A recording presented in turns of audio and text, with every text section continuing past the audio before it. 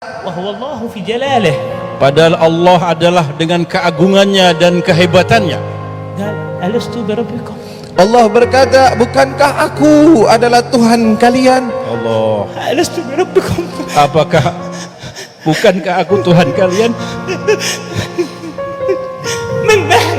Siapa kita من ini? نكون؟ Siapa kita ini? أنت الذي خلقتنا من عدم، Kitalah yang Allah yang menciptakan kita dari tidak ada. بغيرك لم يكن شيء أصلا. Kalau bukan karena Engkau ya Allah, maka kami tidak ada sama sekali. سألونا هذا السؤال.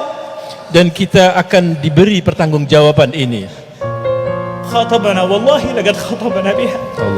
Allah subhanahu wa ta'ala, demi Allah telah mengajak bicara kita dengan ucapan tersebut.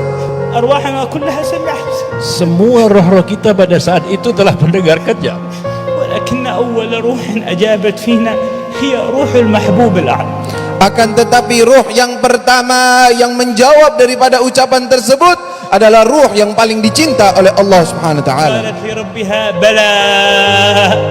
Maka berkata kita semuanya, benar ya Tuhanku. ثم من بعده قالت الأرواح بلى. Berkata ruh yang paling mulia tersebut kepada Allah, iya ya Allah. Kemudian semua ruh mengikuti daripada ucapan tersebut, iya ya Allah.